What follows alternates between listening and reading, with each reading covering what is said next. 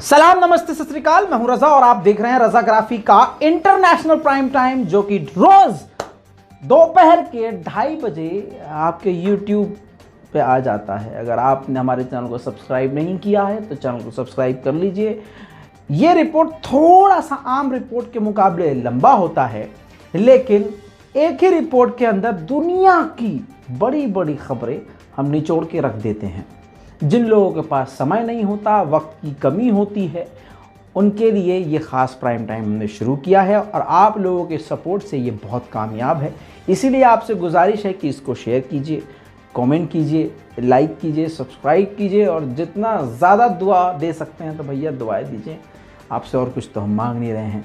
बहरहाल चलिए, रिपोर्ट में सबसे बड़ी खबर आपको बता दूं। सबसे पहले ही तुर्की ने अमेरिका को ज़ोरदार झटका दिया है। अब तक अमेरिका ही पूरी दुनिया पर पाबंदी लगाता है, पूरी दुनिया की किसी भी कंपनी को बैन कर देता है, किसी भी इंसान को ब्लॉक कर देता है, फ्रीज कर देता है, कंपनी को बर्बाद कर देता है, बैंक बुरी तरह से ब्लॉक कर देता है, जिसकी वजह से अगला इंसान और अगला देश पूरी तरह से बेकार हो जाता है।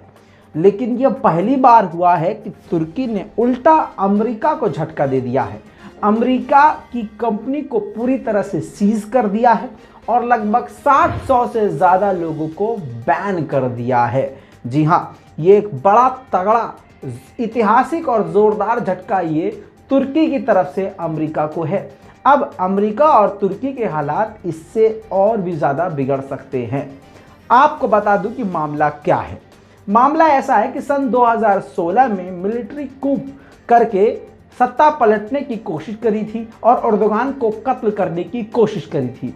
जिस शख्स का उसमें हाथ था वो अमेरिका में रहकर तुर्की के अंदर ये सब कंट्रोल कर रहा था। अब तुर्की की सरकार और तुर्की की आर्मी ने इस कंपनी का नाम लेकर बताया कि ये कंपनी उन ऑर्गेनाइजेशन और ग्रुप को फंड कर रही थी तुर्की के अंदर जो सत्ता पलटने की कोशिश कर रहे थे, टेररिस्ट को सपोर्ट कर रहे थे। उस कंपनी का नाम है शिकागो बेस्ड नाइग्रा फाउंडेशन। इस फाउंडेशन को पूरी तरह से तुर्क गवर्नमेंट ने फ्रीज कर दिया है। आपको बता दूं कि लोगों को ब्लॉक कर दिया है, देश से निकाल दिया है, कई लोगों को गिरफ्तारी हुई है।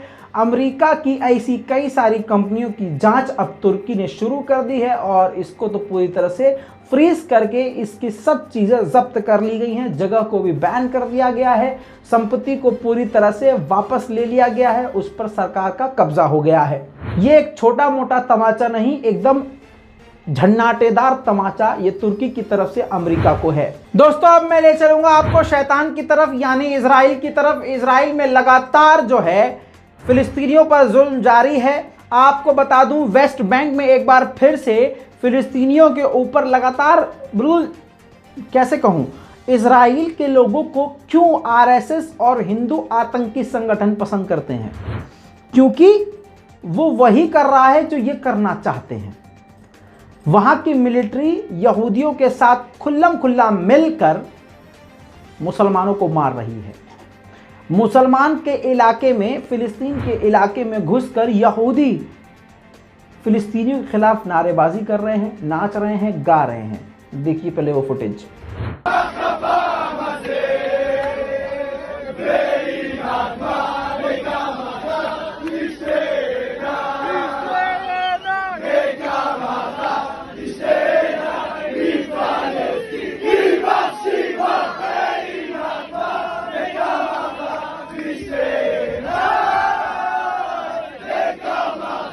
आपने देखा, मिलिट्री का सपोर्ट, चारों तरफ मिलिट्री है, यहूदियों को सपोर्ट कर रही है और मुस्लिम इलाके में जाकर ये नारेबाजी कर रहे हैं। इसके बाद आपको बता दूं, शाम होते होते फिलिस्तीनी बच्चों और लोगों को जबरदस्ती पुलिस गिरफ्तार करती है, मारती है, अटैक उनको करती है। देखिए। हस्बी अल्लाह व निअमल वकील, हस्बी अल्लाह।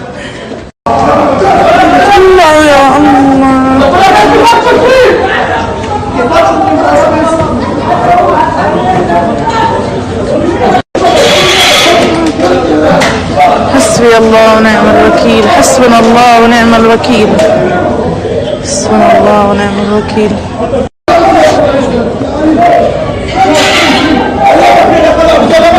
लगातार ये हरकतें जारी हैं, फिलिस्तीनियों पर जुल्म जारी है, लेकिन अफसोस की बात यह है कि सारी दुनिया एक बार फिर से फिलिस्तीन को भूल चुकी है और अपने मुंह पर ताला लगा चुकी है। वेस्ट बैंक में यहूदी भी ज़बरदस्ती फिलिस्तीनियों को खुद निशाना बना रहे हैं और मिलिट्री का सपोर्ट है। जैसे आज भारत में हिंदुत्व के जो गुंडे हैं उनको खुल्लम खुल्ला, जो उन्होंने 20 लाख मुसलमानों के कत्लेआम की बात कह दी और अभी तक कोई गिरफ्तारी नहीं हुई, तो इससे ये क्लियर हो गया कि पुलिस हो, प्रशासन हो या सरकार हो, पूरी तरह से उन आतंकियों का समर्थन कर रही है। मुसलमानों के कत्लेआम और जेनोसाइड पर पूरी तरह से सरकार और पुलिस और प्रशासन साथ है उनके। यही चीज़ वहाँ पर है इजराइल में। इजराइल में मामला ऐसा है कि हुआ ये कि वेस्ट बैंक में एक फिलिस्तीनी औरत को एक यहूदी अपनी गाड़ी से ठोक कर टक्कर मार देता है। महिला की तस्वीर आप देख सकते हैं, महिला वहीं मौके पर मर जाती है, ख़त्म हो जाती है और वो बंदा वहाँ से यहूदी भाग जाता है। इसके बाद उस महिला के हक के लिए फ़िलिस्तीन में प्रदर्शन होना शुरू हो जाते हैं। पूरे फ़िलिस्तीन में उस महिला के लिए आवाज़ उठाई जाती है, लेकिन सारी दुनिया कान में उंगली डाल के बैठी रहती है। अब खबर अपडेटेड ये है कि उस बंदे को पुलिस ने गिरफ्तार तो कर लिया है, लेकिन कार्रवाई अभी कुछ नहीं हुई है, जिसके बाद हमास भड़क गया और हमास ने खुलकर धमकी दी है इजराइल को कि इजराइल के गुंडे यानी इजराइल की मिलिट्री, पुलिस और यहूदी लोग जो इनोसेंट फिलिस्तीनियों के साथ ये कर रहे हैं उसका जल्द बदला लिया जाएगा। दोस्तों, अब मैं ले चलूंगा आपको सऊदी अरब की तरफ। यमन के लड़ाके हौथीज ने 2 मिसाइल मारी हैं सऊदी अरब के ऊपर, जिस मिसाइल अटैक में 2 अरबी लोग, सऊदी अरब के नागरिक मारे गए हैं। इसके अलावा 6 अन्य बुरी तरह से घायल हैं।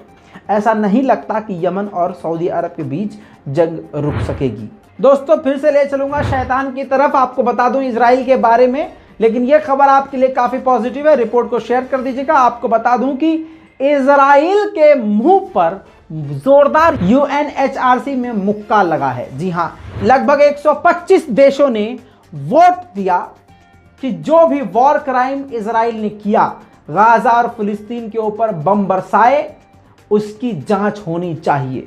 इजराइल ने एड़ी चोटी का जोर लगा दिया था कि इसकी जांच ना हो, लेकिन 125 देशों ने एक ही सुर में वोट दिया इजराइल के खिलाफ। अब इजराइल बड़ी मुसीबत में फंस सकता है। अगर यह बात साबित हो जाती है जांच में कि इजराइल ने आम लोगों को और बच्चों को निशाना बनाया और वॉर क्राइम किया, तो अमेरिका को न चाहते हुए भी इजराइल पर पाबंदियां लगानी पड़ेंगी। आपको बता दूं, एक खुफिया रिपोर्ट जारी हुई है, जिस रिपोर्ट में बताया गया है कि अगर चीन ने ताइवान में कुछ भी किया तो जापान और अमेरिका जंग के लिए तैयार हैं और तुरंत वो चीन के ऊपर अटैक कर देंगे। आपको बता दूं कि चीन का इस पर अभी भी कोई बयान नहीं आया है, लेकिन मामला बहुत ही संगीन हो चुका है। भारत के लिए बड़ी मुसीबत चीन बन चुका है।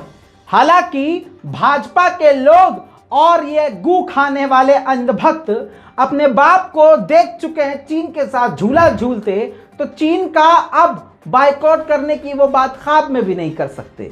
अभी हिंदू खतरे में इसलिए है क्योंकि भारत का मुसलमान मजबूत है। इन बेगैरतों को ये लगता है, ये जो अंधभक्त हैं जो हमेशा आतंक और देश तोड़ने की बात करते हैं, इनको ये लगता है कि मुसलमान से हमें खतरा है। अबे लल्लो लवड़ भास करो, ये बड़ी अच्छी बात कही आप। तुम्हें नहीं पता, तुम्हें मुसलमान से नहीं खतरा, तुम्हें खुद तुम्हारी सोच से खतरा है। तुम्हारा खुद मगज दिमाग फटने वाला है। इन बेगैरतों की बात हम क्या ही करें। इन ससुरों को ये नहीं पता कि जब चीन अंदर घुसेगा या चीन जब भारत को निशाना बनाएगा, तो वो ये नहीं देखेगा कि तुम हिंदू हो कि मुस्लिम हो, सिख हो, ईसाई हो, वो देखेगा तुम सब भारतीय हो। आई बात समझ में? लेकिन तुम बोल नहीं सकते कुछ, क्योंकि तुम्हारा बाप झूला झूल चुका है उसके साथ, और ऐसा झूला झूल चुका है कि उसका झूला पूरे भारत पर भारी पड़ रहा है। ससुरे पहले ये पूछते रहे 70 साल में क्या किया है कांग्रेस ने, और जैसे ही इनको पता चलता अच्छा एयरपोर्ट बनाया तो पक से बेच देते हैं। अच्छा ट्रेन भी बनाई, ट्रेन बनाई, रेलगाड़ी बनाई, कौन सा बनवाया? ये वाली रेलगाड़ी बनाई थी, अच्छा इसको बेच दो। ये वाला रेलवे स्टेशन बनाया, बेच दो। अच्छा ये वाला पुल बनाया, बेच दो। ये वाला हॉस्पिटल बना, बेच दो भाइयों बहनों, बेच दो। इसको बेचने का नाम रखेंगे प्राइवेटाइजेशन। स्लो मोशन में बेचेंगे हम सब कुछ, स्लो मोशन में है। कौन है ये लोग, कहां से आते हैं ये?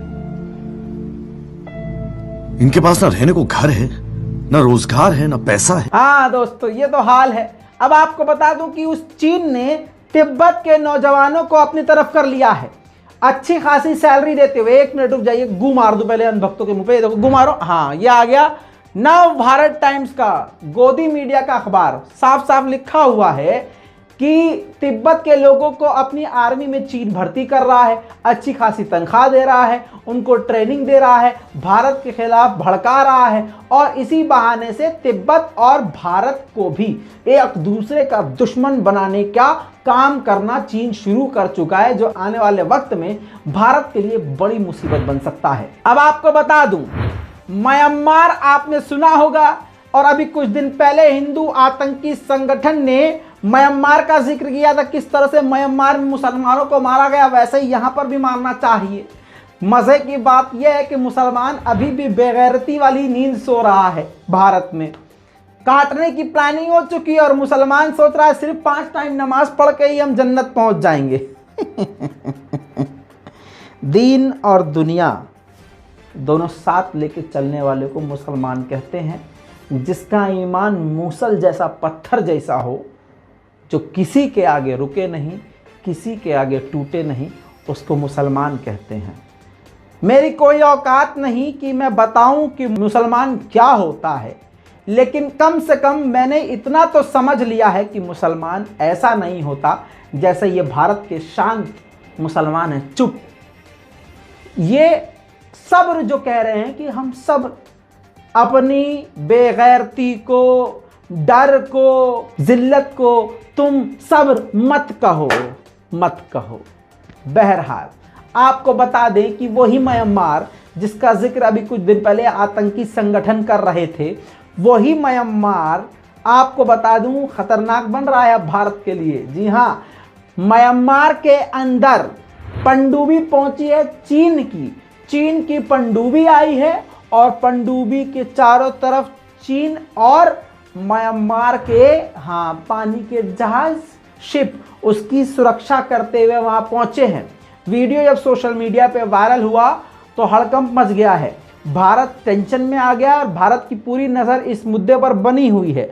लेकिन मुद्दा तो अब यही है कि एक और नई मुसीबत म्यांमार की तरफ से भी, म्यांमार में चीन की मौजूदगी। आखिर ऐसे समय में, मैं आपको पहले ही बता चुका हूं कि म्यांमार में तख्ता पलट करने में चीन का ही रोल है, और चीन काफ़ी ज़्यादा घुसपैठ करता रहता है, और पूरी तरह से चीन की आर्मी मौजूद है म्यांमार में। अब आपको बता दूं कि अब ये जो हथियार पहुंचना शुरू हो चुके हैं, ये खतरे की घंटी है भारत के लिए। लेकिन भारत के अंधभक्त भारत को तोड़ने में चीन का पूरी तरह से साथ इस प्रकार से दे रहे हैं कि मुसलमानों और ईसाइयों के कत्लेआम की बात की जा रही है। क्रिसमस में सेंटा को जला दिया जा रहा है, सेंटा को गालियां बकी जा रही हैं। वारे हिंदूवादियों, राम के नाम पे, भगवान श्री राम के नाम पे, भगवान गणेश के नाम पे, भगवान श्री हनुमान के नाम पे जितना तुम उत्पात मचा सकते हो मचा लो। यकीन करो, मुसलमान होके कह रहा हूं कि अगर सच में श्री राम और हनुमान जमीन पर आए और प्रकट हुए, बेगुनाह को तो कुछ नहीं कहेंगे, तुम्हारा पहले वध करेंगे। तुमने बहुत हिंदुत्व को बदनाम किया है। दोस्तों, अगली खबर आपको भारत की तरफ से दे दूं। भारत के पास एक नई मिसाइल है, अग्नि पी। जी हां, उसका हाल में ही सफल परीक्षण किया है, सक्सेसफुली टेस्ट किया है भारत ने, जिसने अमेरिका को हिला कर रख दिया है, और अमेरिका भी मजबूर हो गया है कि भारत की तारीफ करे। यह जो अग्नि पी मिसाइल है, इसके बारे में अमेरिका ने बड़ी बात यह कही है कि यह पाकिस्तान को तबाह कर सकती है। पाकिस्तान को नज़र में रख के ये भारत ने उसी हिसाब से बनाई है। ये पाकिस्तान को हिलाकर और बर्बाद करके रख सकती है। इसकी ताकत बहुत ही खतरनाक है और इसको रोकना नामुमकिन के बराबर है। अमेरिकी विशेषज्ञ के मुताबिक कुछ ही सेकंड में परमाणु बम गिराकर फरार हो सकती है। अमेरिका ने बताया कि इस मिसाइल की सबसे बड़ी खासियत यह है कि इसके अंदर एक कनस्तर है, उसके अंदर परमाणु पूरी तरह से सील हो जाता है, बंद हो जाता है और धमाका बहुत खतरनाक होता है और निशाना इसका सटीक होता है। पलक झपकने से पहले आपके सामने से मिसाइल गुजर सकती है और पाकिस्तान के लिए बड़ी मुसीबत बन सकती है, ऐसा अमेरिका ने कहा है। दोस्तों, इस रिपोर्ट की सबसे बड़ी और सबसे खास खबर, जबरदस्त तरीके से घमासान छिड़ चुका है तालिबान और पाकिस्तान के बीच में।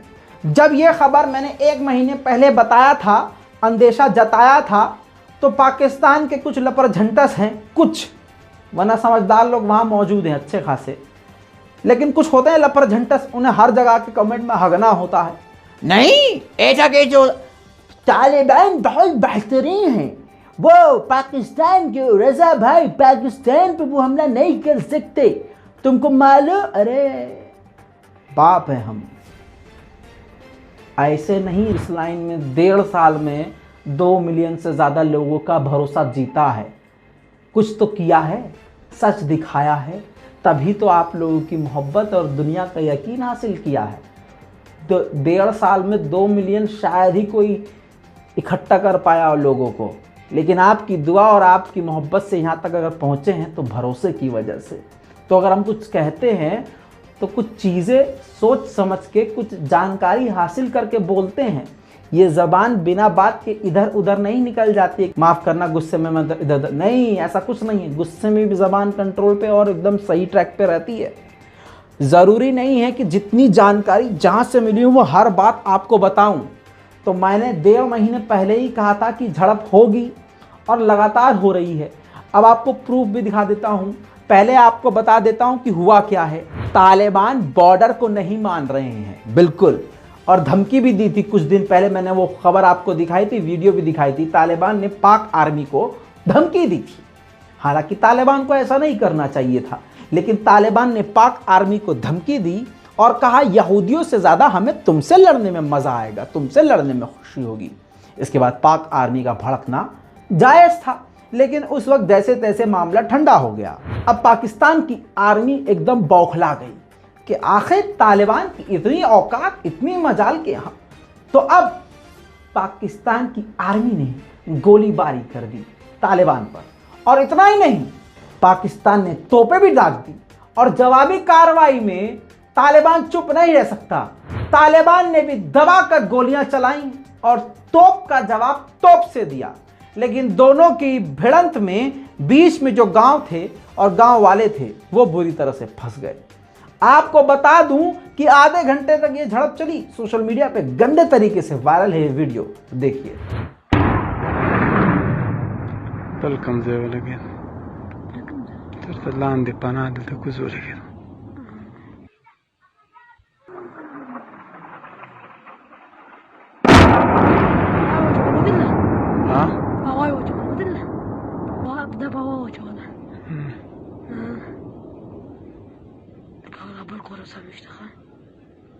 کورونه ویشتل کنه یخی صحیح ولګېدل لکه چې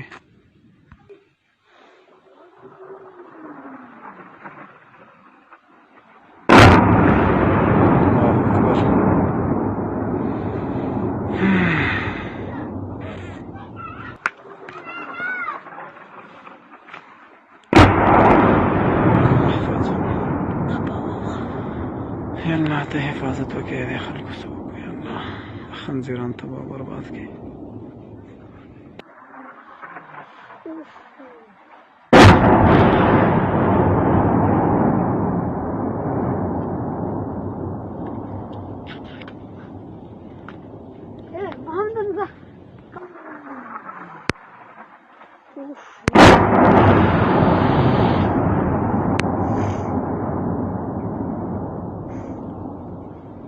दोस्तों, इस पूरी रिपोर्ट के बारे में आपकी क्या राय है? अपनी राय कमेंट में लिखिए, रिपोर्ट को शेयर कीजिए। मैं हूं रजा और आप देख रहे हैं रजाग्राफी। जय हिंद।